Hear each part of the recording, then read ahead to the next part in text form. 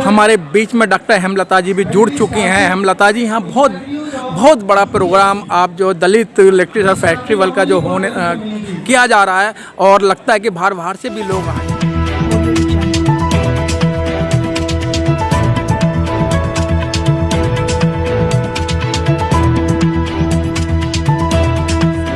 पर जो भी वक्ता ने कहा वो उसकी अपनी राय है, जिसकी पुष्टि नेशन न्यूज इंडिया नहीं करता। धन्यवाद। क्या जरूरत पड़ी थी ये पोप डंडा करने की? क्या जरूरत पड़ी थी? बाबा साहब कहते थे भाई ये पोप डंडा करने से अच्छा है कि जो मुझे पढ़ो, मेरे जीवन परिचय को पढ़ो, तो आपका उद्धार होगा। देखिए, बाबा साहब ने जो कहा था वो ये भी तो कहा था ना कि शिक्षित बनो, संघर्ष करो, संगठित रहो, है ना। तो अब क्या है कि जो पढ़ गए हैं उनको आगे भी तो फैलाना है, जो साहित्य के माध्यम से है, कल्चर के माध्यम से है, या नाटकों के माध्यम से है। तो उनके माध्यम से हम जो हमारी नई पीढ़ी है उनको भी तो हमें जागृत करना है ना। क्योंकि जिस तरह का माहौल आज बन गया है उसमें, उस तरह के माहौल में तो लोग बहुत भ्रमित हो रहे हैं।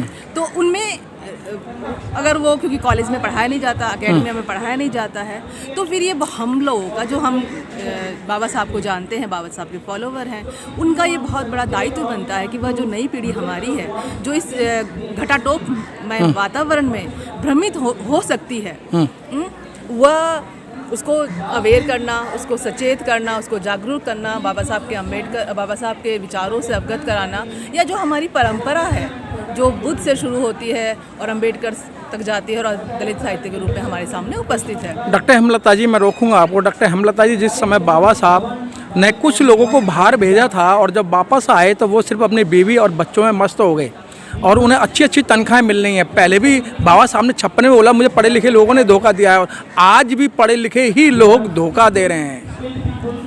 देखिए, ये हर समाज की नियति होती है कि, और मानवीय वृत्ति है, आप उसको नकार नहीं सकते जी। आप हर किसी से एक आंदोलन की उम्मीद नहीं कर सकते। तो आंदोलन वही करेगा जो लोभ मोह माया है, जो भौतिक सुख है, उससे ऊपर उठ पाएगा। लेकिन मैडम, बात यही आती है ना, जिस समाज को, जिस परिवार को आपसे आशा आती है, आपका मतलब फॉर एग्जाम्पल, लेकिन उस समाज के पदाधिकारी, कोई IAS बना, कोई PCS बना, कोई SDM बना, उसने पीछे मुड़ के नहीं देखा मेरे परिवार का क्या हाल है। उसने अपने भाइयों के बच्चों को नहीं देखा, एक गोद नहीं लिया उनको कि भाई इनको पढ़ाई में कुछ सहयोग करना चाहिए। मैं यहाँ एक बात करना चाहूँगी।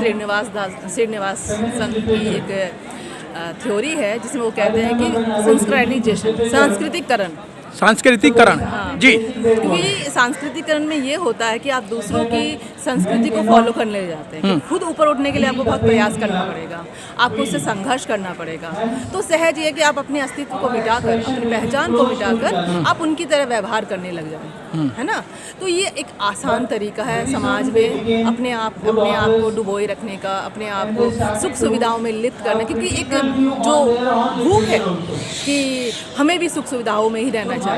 लेकिन मैडम, इसी तरीके अगर बाबा साहब के मन में आता है तो बाबा साहब के बराबर तो करोड़ अरबपति कोई व्यक्ति नहीं होता। वही मैंने अभी कहा ना। हाँ। कि आप हर किसी से एक आंदोलनकारी की उम्मीद नहीं कर सकते कि वो आंदोलनकारी बनेगा। तो आंदोलनकारी वही बन सकता है जो अपने घर परिवार से ऊपर उठ जाएगा, जो समाज के लिए सोचेगा।